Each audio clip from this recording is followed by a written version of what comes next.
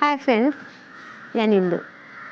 വിഭ കളക്ഷൻ്റെ ഇന്നത്തെ video south east Asian സ്വദേശിയായ ഗൈനൂറ സസ്യനാമത്തിൽ അറിയപ്പെടുന്ന ഈ വെൽവെറ്റ് പ്ലാന്റിനെ പറ്റിയാണ്. ഇതിനെ വെൽവെറ്റ് പാഷൻ വൈൻ എന്നും വെൽവെറ്റ് പ്ലാന്റ് എന്നും ഒക്കെ അറിയപ്പെടുന്നുണ്ട്. ഇത് ഒരു ഹാങ്ങിങ് പ്ലാന്റ് ആണ്. അതുപോലെ തന്നെ ഇതൊരു ഫ്ലവറിങ് പ്ലാന്റുമാണ്.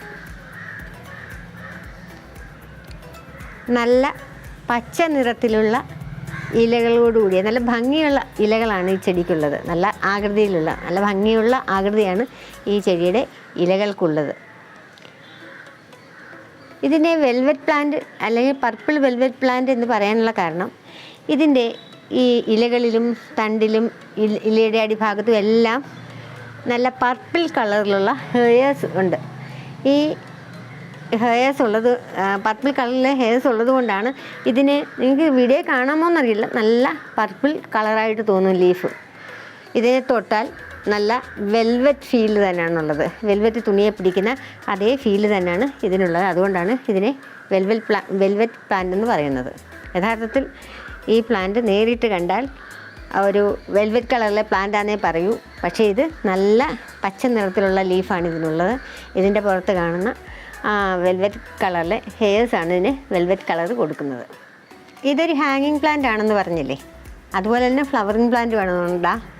ഇത് നോക്കിക്കേ, നല്ല ഓറഞ്ച് ഷെയ്ഡിലുള്ള കുഞ്ഞു കുഞ്ഞ് ഫ്ലവേഴ്സാണ്. കുഞ്ഞു കുഞ്ഞ് ചെറിയ ഫ്ലവേഴ്സ് ചേർന്ന ഒരു ബഞ്ചാണ് ഇതിനകത്തുണ്ടാകുന്ന പൂക്കൾ.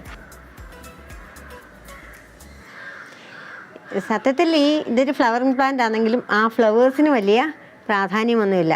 ഇതിൻ്റെ ലീഫിനാണ് ഭംഗി.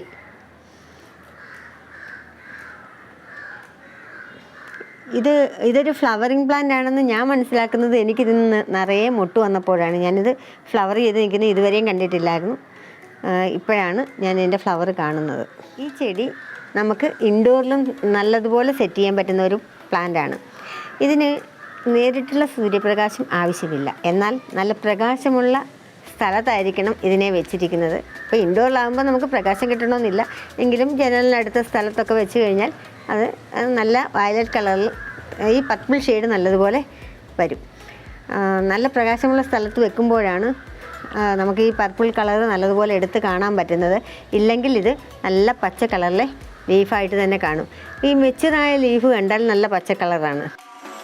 ഇളം തണ്ടുള്ള ചെടികളാണ് കൂടുതലും പർപ്പിളായിട്ട് തോന്നുന്നത്. ഇനി ഈ ചെടിയുടെ പ്രൊപ്പഗേഷനെ പറ്റി നമുക്ക് പറയാം.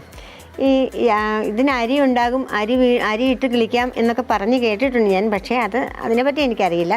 പക്ഷേ ഞങ്ങൾ സാധാരണ ഇത് ചെയ്യുന്നത് ഇതിൻ്റെ ഈ തണ്ട് ഒടിച്ചിട്ട് ചകിരിച്ചോറ് നിറച്ച ഒരു പാത്രത്തിൽ കുത്തി കിളിപ്പിക്കുകയാണ് ചെയ്യുന്നത്. സാധാരണഗതിയിൽ അങ്ങനെയാണ് ചെയ്തുകൊണ്ടിരിക്കുന്നത്. ഈ ഇളം തണ്ടൊക്കെ ഒടിച്ച് ഓരോ ഇലമടക്കിൽ നിന്നും എത്തു വരുന്നത് കൊണ്ട് നമുക്ക് അങ്ങനെ സ്റ്റെം വെച്ചുള്ള പ്രൊപ്പഗേഷൻ നടത്താം. ഈ ചെടി വെൽവെറ്റ് പോലെ ഇരിക്കുന്ന ചെടിയാണെന്ന് പറഞ്ഞില്ലേ, അതുകൊണ്ട് തന്നെ ഇത് വളരെ സെൻസിറ്റീവായ ഒരു ചെടിയുമാണ്. ഇതിന് വെള്ളം കൊടുക്കുമ്പോൾ നമ്മൾ ശ്രദ്ധിച്ച് വേണം വെള്ളം കൊടുക്കാൻ. കാരണം വെള്ളം അധികമായി പോയാൽ ഇത് അഴുകിപ്പോകും. അതുപോലെ തന്നെ വെള്ളം കൊടുക്കുമ്പോൾ നമ്മൾ ഇതിൻ്റെ ലീഫിലൊന്നും തട്ടിക്കരുത്. അതിൻ്റെ ചുവട് ഭാഗത്ത് മാത്രമാണ് വെള്ളം കൊടുക്കേണ്ടത്. ലീഫിൽ തട്ടിയാൽ അതിൻ്റെ ആ വെൽവെറ്റ് കളറിലെ ഹെയർസ് എല്ലാം പോയിട്ട് അത് സാധാരണ നോർമൽ പച്ച നിറത്തിൽ തന്നെ കാണപ്പെടും. അതുകൊണ്ട് നമ്മൾ വെള്ളം അങ്ങനെ ഒഴിക്കരുത്. ലീഫിലൊന്നും തട്ടാതെ വേണം നമ്മൾ വെള്ളം ഒഴിക്കാൻ. ഇനി നമുക്ക് ഈ ചെടിയുടെ പോട്ടി മിക്സിനെ പറ്റി നോക്കാം. വെള്ളം വാർന്നു പോകുന്ന ഏത് പോട്ടി മിക്സും ഈ ചെടിക്ക് യോജിച്ചതാണ്. നമ്മൾ പോട്ടി മിക്സ് എടുക്കുമ്പോൾ ഗാർഡൻ സോയിലും മണലും ചേർക്കാം. അതുപോലെ തന്നെ സ്വല്പം കൊക്കോപിറ്റും കൂടെ, ചകിരിച്ചോറും കൂടി ഇതിന് ചേർത്ത് കൊടുക്കാം. നടുന്ന സമയത്ത് സ്വല്പം ചാണകപ്പൊടിയും ഒരു 2 സ്പൂൺ എല്ലുപൊടിയും ഒക്കെ ചേർത്ത് നട്ടാൽ ഈ ചെടി വളരെ കരുത്തായിട്ട് വളരുന്നതായിരിക്കും. വളം മാസത്തിലൊരു പ്രാവശ്യമൊക്കെ നമുക്ക് വേണമെങ്കിൽ ചാണകപ്പൊടി ഇട്ട് കൊടുക്കാം. ജൈവവളമാണ് ഈ ചെടിക്ക് ഏറ്റവും നല്ലത്. രാസവളം ഈ ചെടിക്ക് തണ്ടിനൊക്കെ ദോഷം ചെയ്യും. അതുകൊണ്ട് കഴിയുന്നതിന് രാസവളം ഉപയോഗിക്കാതിരിക്കുന്നതാണ് നല്ലത്. ഈ ചെടി മിക്ക നഴ്സറികളിലും നമുക്ക് അവൈലബിളാണ്. എല്ലാവരും ഇതിൽ ഒരു നല്ല മനോഹരമായ ചെടിയല്ലേ, അതുകൊണ്ട് എല്ലാവരും ഒരു പ്ലാന്റ് സ്വന്തമാക്കാൻ ശ്രമിക്കുക. പിന്നെ ഇന്നത്തെ ഈ ചെടിയെ പറ്റിയുള്ള ഇന്നത്തെ വീഡിയോ എല്ലാവർക്കും ഇഷ്ടപ്പെട്ടെന്ന് ഞാൻ കരുതുന്നു. ഇഷ്ടപ്പെട്ടെങ്കിൽ ലൈക്ക് ചെയ്യണം, സബ്സ്ക്രൈബ് ചെയ്യണം, ഷെയറും ചെയ്യണം കേട്ടോ. ഇനി അടുത്ത വീഡിയോ കാണുന്നത് വരെ ബൈ.